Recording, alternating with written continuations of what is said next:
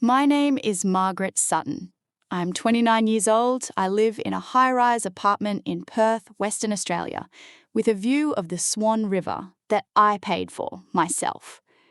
And last week, my own family told me I wasn't welcome at their Australia Day party. Let me tell you how that went for them. My phone buzzed on my desk at work. I figured it was Mum reminding me to bring drinks to the party. Instead, it was a message from the family group chat. It was from my younger brother, Harley. "Don't come on Monday, Mags. Lizzie reckons you kill the vibe. Nobody wants you there." I read it twice. Before I could even breathe, 2 more notifications popped up. Dad had dropped a laughing emoji. Mum put a heart. Not a single word of defense. I put my phone face down on the desk. In front of me sat a contract worth $340 million. I was about to sign off on it as Senior Operations Director at Vantara Resources, one of the largest mining companies in Western Australia. My signature on that page meant more money moved in one afternoon than my parents had ever seen in their entire lives combined. My family thought I worked in an office somewhere pushing paper. I picked up my pen, I signed my name, and I made myself one quiet promise. No more excuses for them. No more showing up and pretending their treatment didn't hurt. They wanted me gone from their lives? Fine. I'd make sure they understood exactly who they'd pushed away. And trust me, they found out the hard way. But before I get into all of that, like and subscribe, drop a comment below and tell me where you're watching from. This story is 6 parts and it only gets worse for them from here. Now, let me take you back to the beginning, because to understand why I typed no worries and went back to work, you need to understand what it was like growing up a Sutton. I grew up in a suburb of Perth in a house where being loud was respected, being sporty was gold, and being smart was something to be embarrassed about. Harley was 2 years younger than me. He was the kind of kid who walked into a room and people just lit up. Played footy, charmed everyone, never studied a day in his life. My parents absolutely adored him.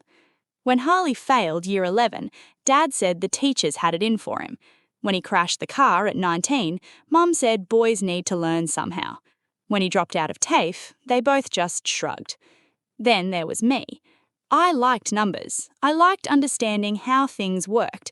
In year 12, I won a state-level science and engineering prize. I came home buzzing, holding the certificate with both hands. Mum was in the kitchen making Harley's favourite meal because he'd rolled his ankle at training. "Mum, look." She glanced over her shoulder. "That's nice, love. Don't stick it on the fridge, though. It'll leave a mark. Can you duck to the servo? Harley needs ice." That was my life. I was useful when something needed doing. I was invisible the rest of the time. When I got into university on a full academic scholarship, Dad told his mates at the pub, but at home, nothing. No dinner out, no congratulations. Harley had just made the local footy team's B school that same week, so that was the celebration. By 29, I was managing operations for a company that ran 3 active mine sites across WA and NT. I had 180 people reporting to me. My decisions affected hundreds of millions of dollars every single year. My family had no idea. They thought I did something with computers for a resources company. Mum once told her friend I worked in data entry. I didn't correct them. Honestly, I was scared. I was scared that if they knew what I actually earned, they would only ever see the money. I wanted them to love me, the actual me, not my bank account. That was my first mistake. My second mistake was the house. 3 years ago, Harley came to me crying. He was 24. He'd just broken up with a girlfriend, lost a share house, and had nowhere to go. Mum and Dad were already stretched thin. They couldn't help him. I couldn't watch my little brother sleep on someone's couch, so I did something stupid, something that came entirely from love. I bought a 3-bedroomed house in Bassendean through a company trust. Decent backyard, new kitchen, quiet street. I told Harley I knew the owner through work and that the owner was happy for someone to just look after the property, cover the utilities, keep it tidy, no rent for the first few years. Harley hugged me. "You're a legend, Mags, even if you are boring." I let that one go. For 3 years, I paid the rates, I paid the insurance, I paid for the hot water system when it died in winter. I paid for the fence when the storm knocked it over. I was his landlord, his safety net, the reason he had a roof over his head, and now he was telling me I killed the vibe on the Australia Day party, in my backyard, on my property. I sat there at my desk looking out at Perth. The city was baking in the January heat, sharp blue sky, the kind of day Australians live for, and I felt something shift inside me. Not anger, something colder than that. I typed back 2 words, no worries, and then I started planning. Saturday mornings at Vantara Resources were my favourite. The buildings sat on the edge of the Perth CBD, 32 floors of glass and steel. On weekdays, it was all noise and urgency. On Saturdays, it was just me, the hum of the air conditioning, and the kind of silence that lets you actually think. I was in my office reviewing a site safety report from our Pilbara operation when the intercom buzzed. My EA, Claire, had come in to help me clear a backlog of files. She only ever interrupted me if it was worth interrupting.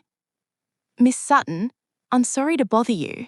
There are 2 people downstairs asking to speak to whoever handles the company's investment decisions. They say they're family." I went still. A Mr. Harley Sutton and his partner. I hadn't told Harley where I worked, not exactly. He knew the company name, nothing else. He must have Googled it. "Send them up, Claire." "Are you sure? The woman is being quite loud with reception." "I'm sure." I stood up. I straightened my blazer. I walked to the window and looked out at the city for a moment. Then I sat back down, folded my hands on my desk, and waited. I heard them before I saw them. Lizzie's voice carried down the hallway.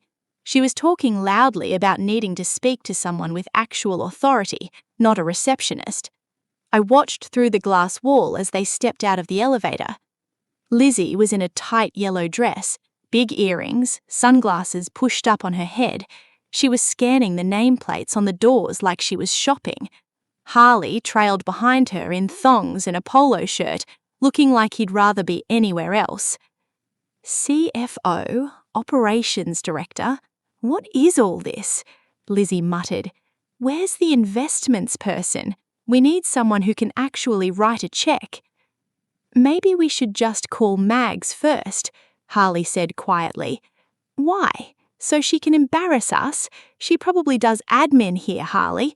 We need a decision maker." They reached the end of the hallway. They reached my door. Lizzie stopped.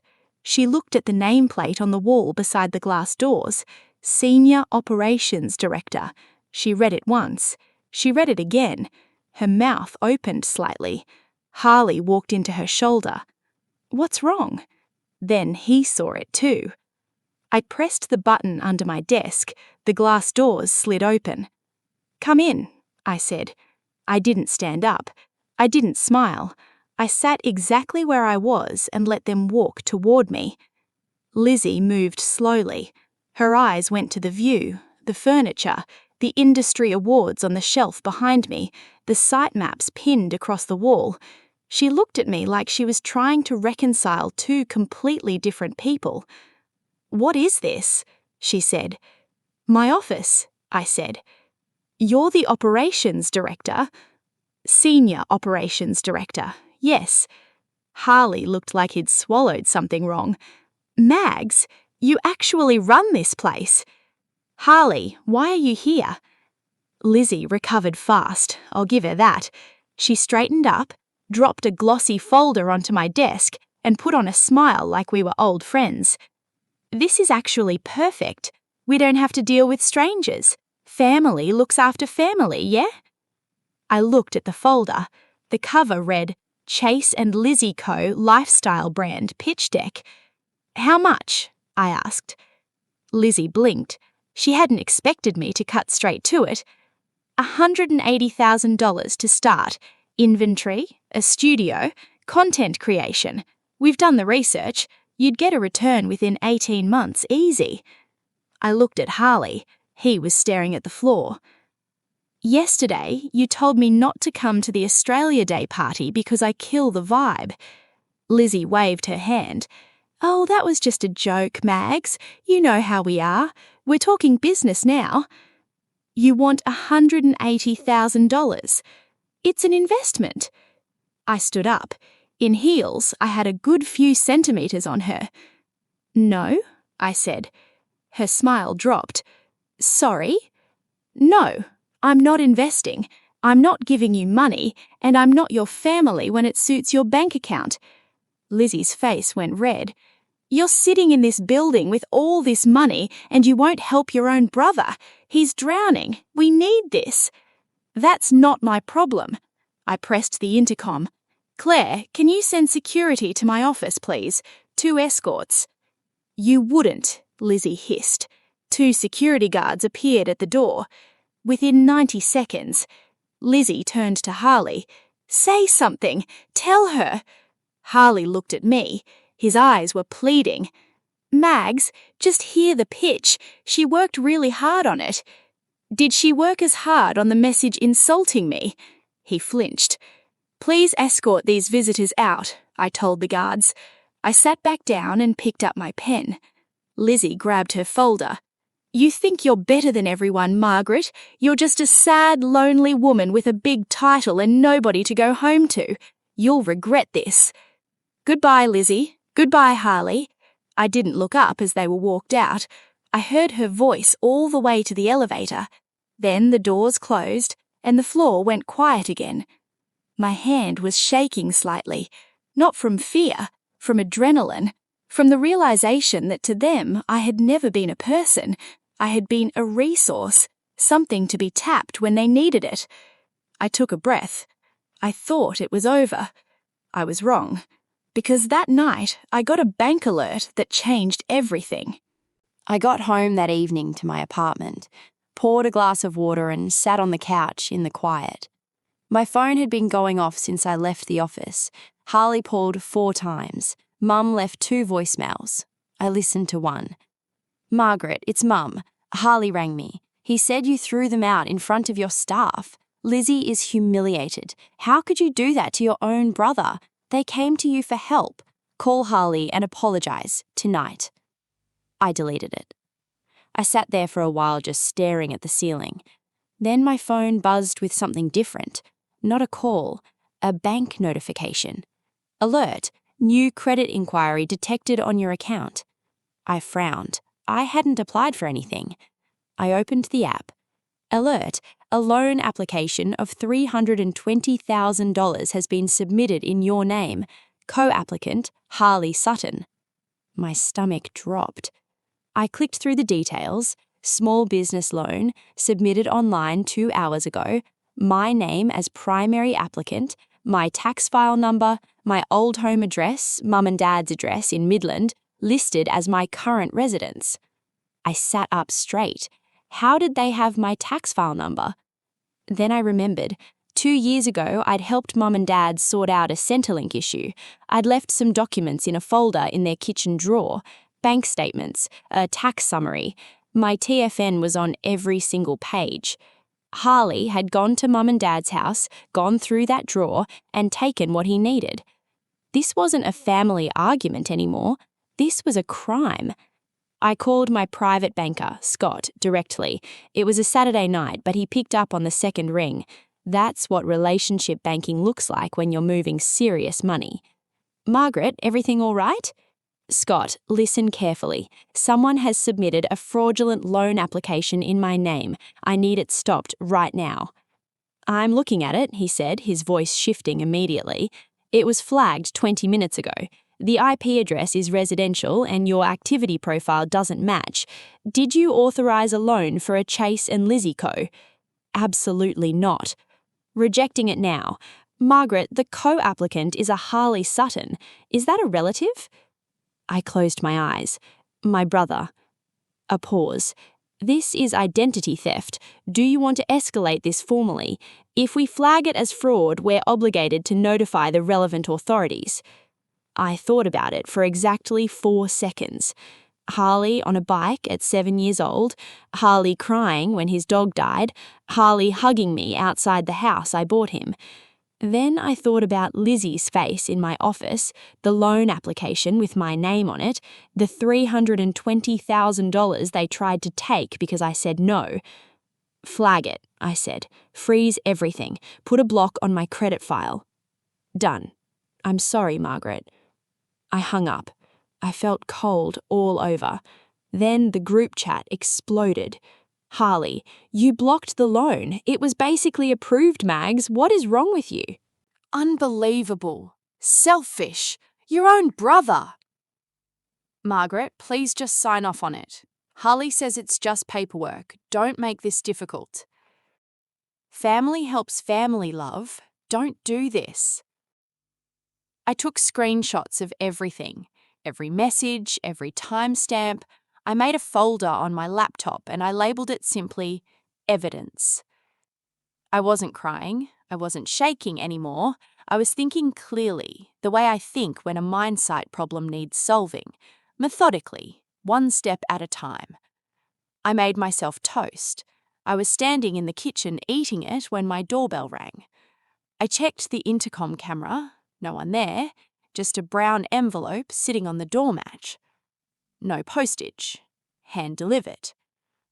I opened the door, looked both ways down the corridor. Empty. I picked up the envelope and brought it inside. On the front, in handwriting I recognised immediately, was one word. Margaret. It was Dad's writing. I sat at the dining table and opened it.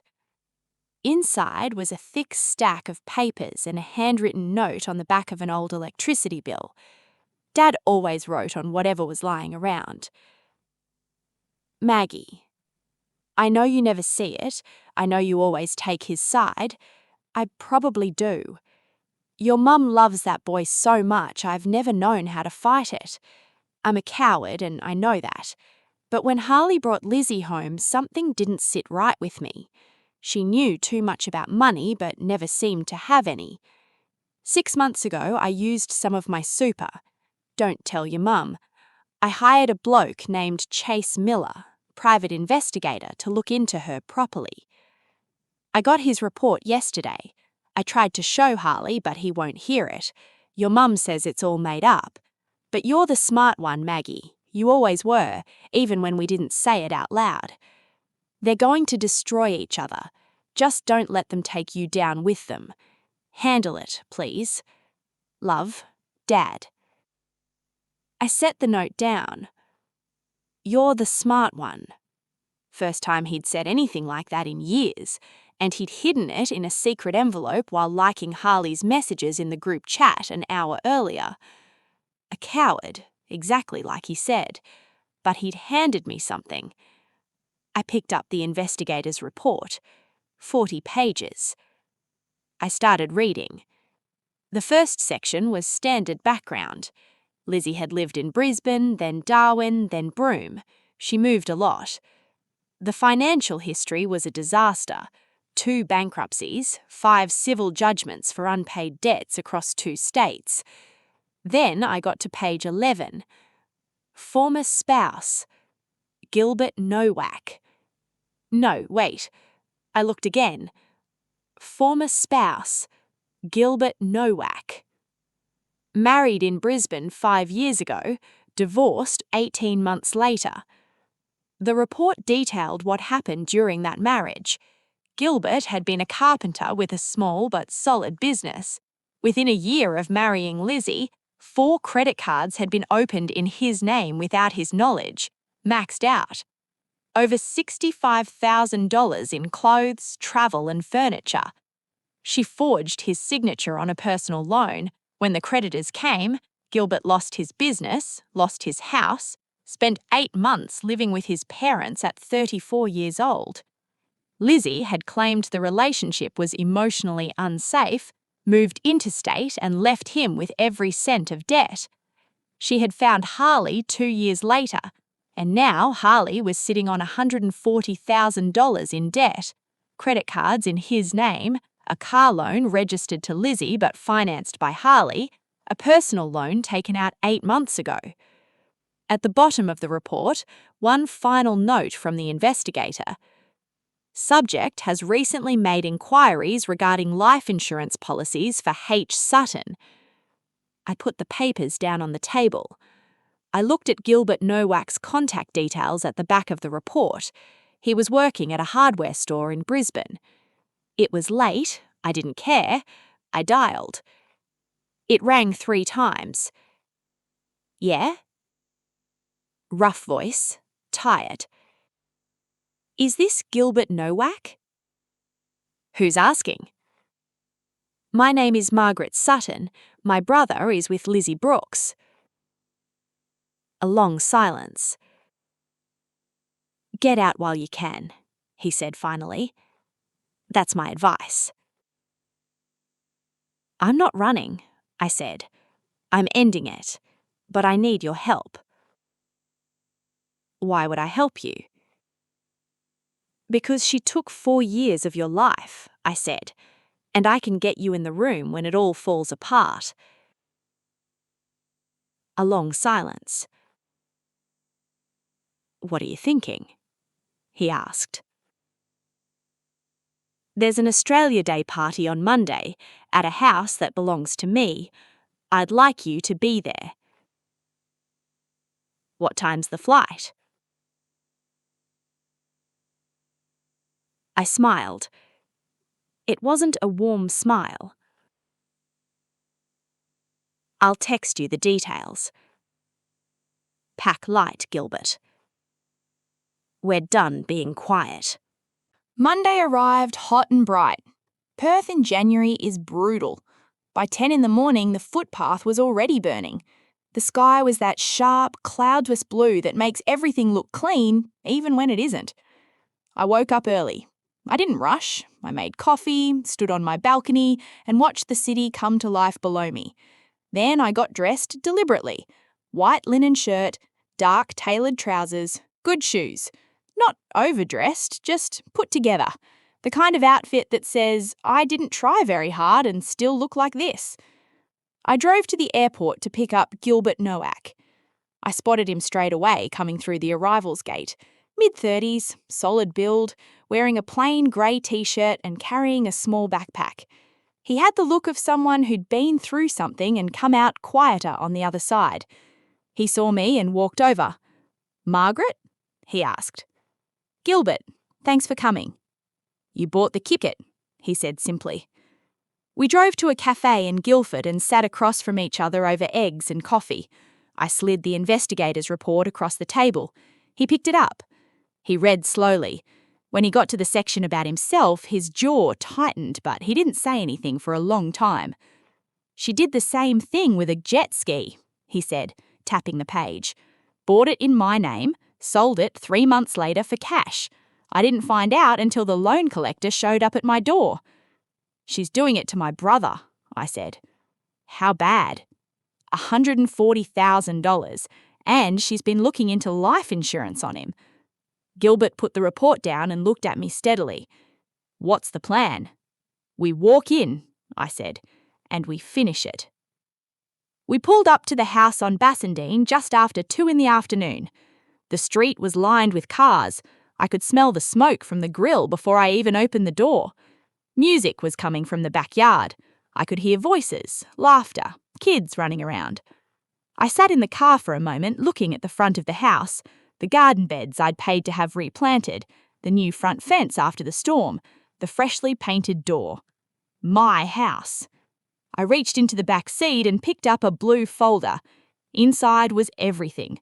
The property trust documents showing I owned the house, the formal eviction notice I'd had my solicitor prepare, the police report number for the fraudulent loan application submitted in my name 6 days ago, the investigator's report on Lizzie.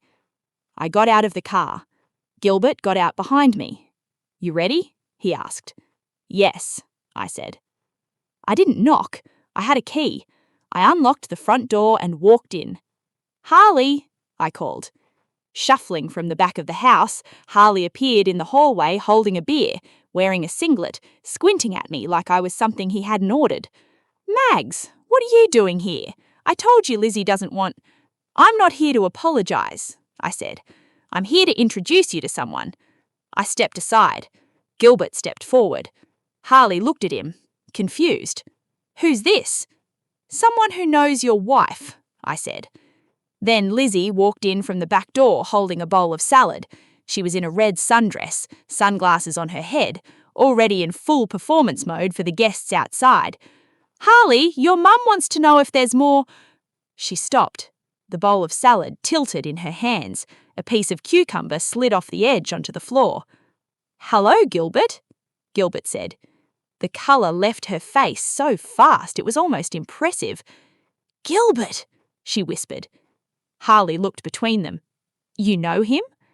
"I'm her husband, ex-husband, the one she left with $65,000 worth of debt and no business." "He's lying," she said immediately. Her voice was high and tight. "Harley, get him out. He stalked me for 2 years. That's why I left Brisbane. He is not safe." "I've got the court documents here," Gilbert said calmly. He reached into his backpack and pulled out a folded bundle of papers. He placed them on the hallway table. Bankruptcy filing, the fraud report I made to Queensland Police, and the credit card statements with her signature on the applications. Harley picked up the papers slowly. "Babe," he said quietly, "this is dated 3 months before we met." "It's fake," she said.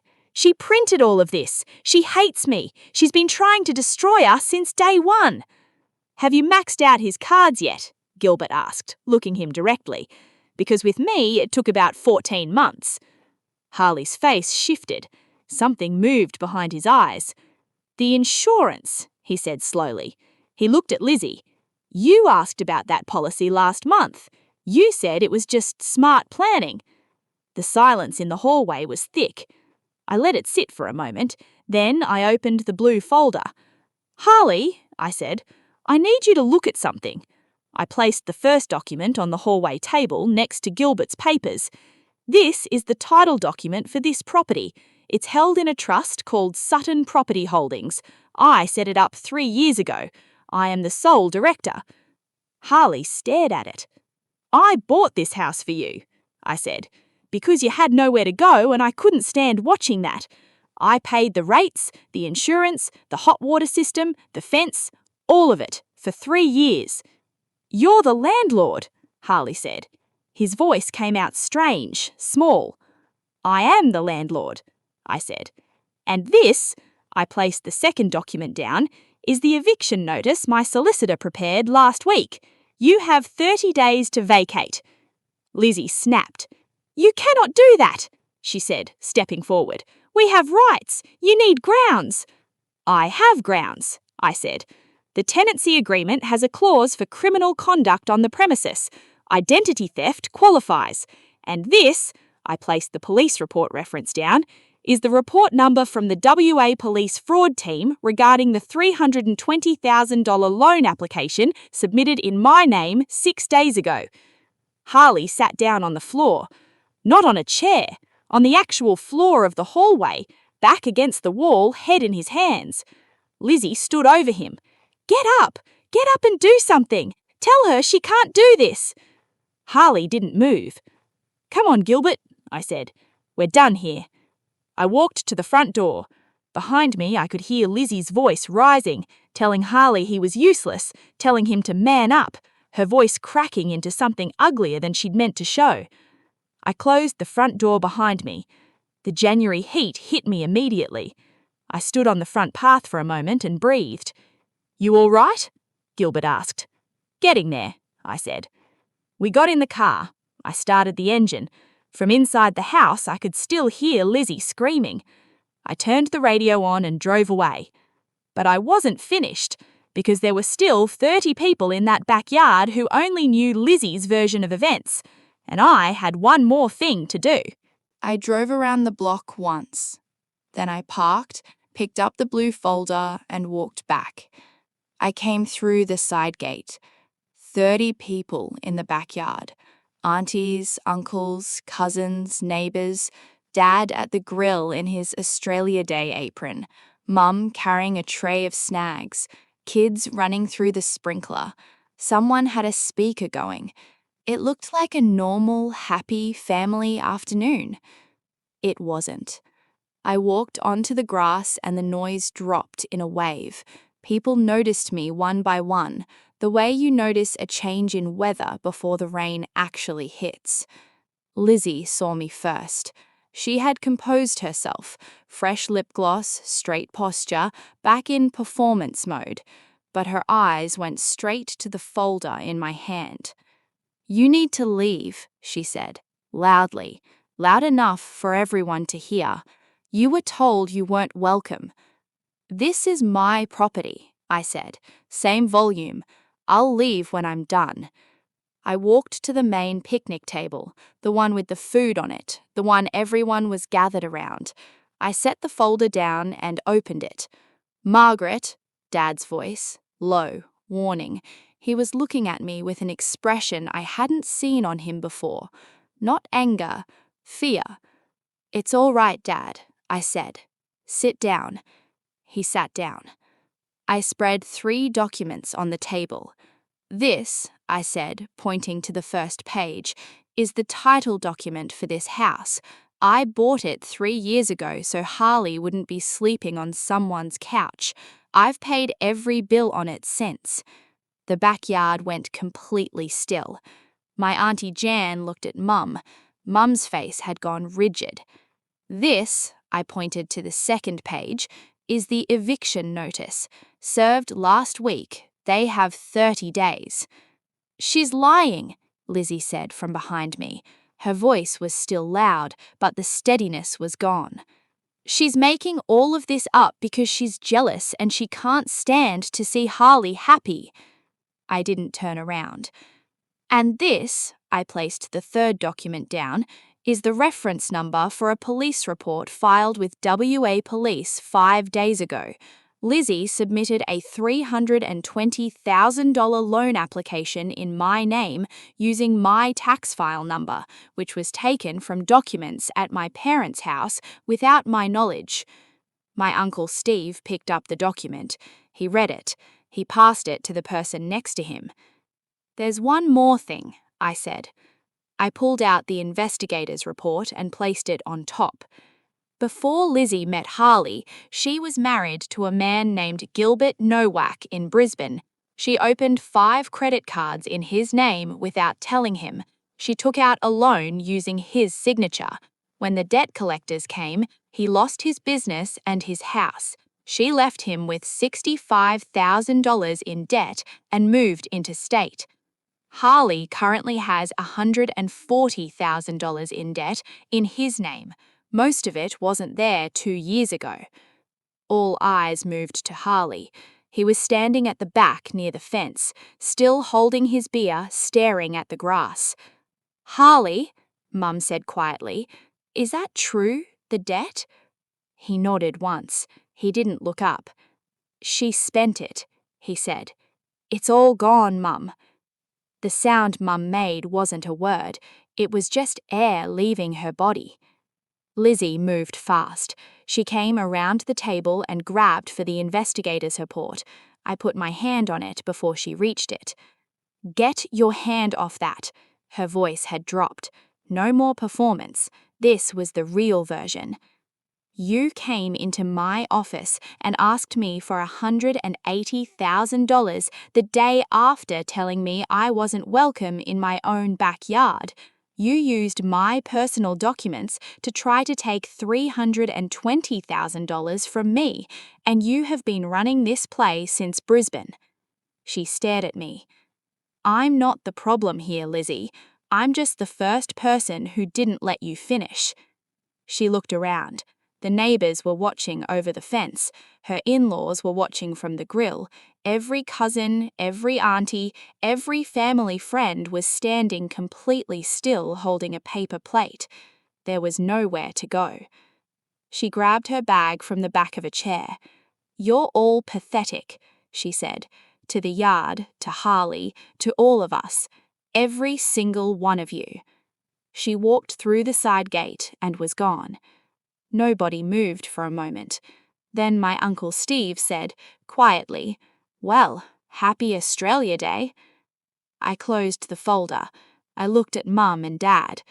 Dad was staring at the table. He wouldn't meet my eyes.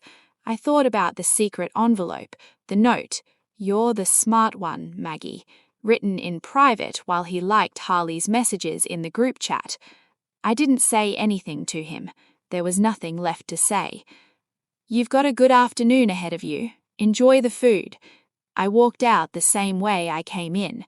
Behind me, I heard Harley start to cry, properly, the way you cry when everything you built turns out to be nothing. I heard Mum go to him. I heard Dad's chair scrape back from the table. I kept walking. I got in the car. Gilbert was waiting. He looked at my face. "Done?" he asked. "Done," I said. I drove him to his hotel. We didn't talk much. At the entrance, he got out, then turned back. "Thank you," he said, genuinely. "Thank you for coming," I said. "Go home and build something good, Gilbert." He nodded and walked inside. I drove home. I poured a glass of water. I sat on the balcony in the late afternoon heat and watched the river go gold as the sun dropped. My phone had messages. I didn't read them. Not yet. Because the part nobody tells you about doing the right thing is it doesn't feel like victory straight away. It just feels quiet. And after years of noise, quiet was exactly what I needed. The fallout wasn't dramatic. It was just slow and inevitable. Like a house that's been rotten from the inside finally deciding to fall. Let me take you through it. Lizzie left Perth the same night as the party, caught a flight back to Brisbane on points, which tells you everything about how prepared she was to run.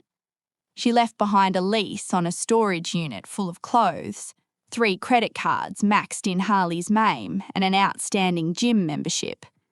Because I refused to drop the fraud complaint, WA Police referred the matter to their financial crimes unit. It turned out Lizzie had done versions of this in 2 other states. The other victims had been too embarrassed to push it forward. I wasn't embarrassed. She was charged with fraud and identity theft. Her lawyer negotiated. She took a deal. I won't pretend that felt like enough, because it didn't, but it was on record, permanently. The next Gilbert, the next Harley, would have somewhere to start. Maverick flew up for the hearing. Gilbert flew up for the hearing. He said it was the best money he'd spent in years. Harley lost almost everything inside 3 months. With Lizzie gone, the full picture of the debt came into focus. $140,000 across cards, loans and a car finance agreement. His credit score was wrecked. His employer ran a routine financial check, flagged the outstanding judgments and let him go. He'd been in sales. They said he was a liability. Without income, he couldn't service the debt. Without the house, he had nowhere to go. So he went home. And this is the part that cost Mum and Dad the most. They couldn't let Harley be homeless. That was never going to happen, not in their world. So they did what parents like mine do when the golden child finally hits the ground. They absorbed it. They sold the family home, the house I grew up in, the one in Midland with the Hills hoist in the back and the cracked front step Dad always said he'd fix. Sold it to pay down Harley's most urgent debts and move somewhere smaller. They rent a 2-bedroom unit now. Harley is in the 2nd bedroom. By all accounts, it is not a happy household. Mum wrote me a letter at Christmas. "I hope you're satisfied, Margaret. Your brother has nothing and your father and I have had to start over because of choices you made. You had the money to fix this and you chose not to. I hope that big empty apartment was worth it." I read it once, then I put it in the recycling. I didn't fix it because I didn't break it. I was just the first person in that family who stopped paying to keep the mess hidden. I sold the Bassendean house 4 months after the eviction, sold it at a profit. I took that money and set up a scholarship for girls in STEM at a secondary school in the Perth Hills, 2 full scholarships a year. Girls who like maths and science and taking things apart to see how they work. Girls who get told they're too serious, too quiet, too weird. Girls like me. That felt like the right place for it to go. It's been 7 months now. I changed my number. I blocked every email connected to my family. I didn't do it in anger. I did it the same way you close a door at the end of the night, deliberately, quietly. Sometimes I wonder if I was too hard on Harley. He was manipulated. He was weak, but he was also my little brother, and there were good years before Lizzie came along. Then I remember the text, "Don't come, you kill the vibe." And I remember Lizzie standing in my office with her hand on my desk telling me I was nothing. And I remember the loan alert at 9 p.m. on a Saturday night with my own name on it. And the wondering stops. I'm still at Vantara, just took on a bigger role, regional operations across WA and NT. I've been seeing someone. His name's Daniel. He's a structural engineer. On our second date, he asked me to explain how open-cut mining works and actually listen to the whole answer. That was it for me. That was the thing. I'm sitting on my balcony right now. Perth evening, warm breeze off the river, glass of wine, phone on silent. No demands, no group chat, no one asking me to fix something I didn't break. Just quiet. Here's what I want to leave you with. If you're the one in your family who holds things together, who gets called only when something needs paying for or fixing, who gets left off the invitation and then asked to fund the party, listen to me. Stop explaining yourself. Stop making yourself smaller so they stay comfortable. Stop paying for a seat at a table that was never really yours. Let them find out what the ground feels like without you holding them up. It will hurt when you walk away. That part is real. But on the other side of that hurt is a life that is entirely, cleanly yours. And trust me, the air is so much better over here. If this story hit home, share it with someone who needs to hear it. And if you've been the Margaret in your family, drop a comment below. I read every single one. End.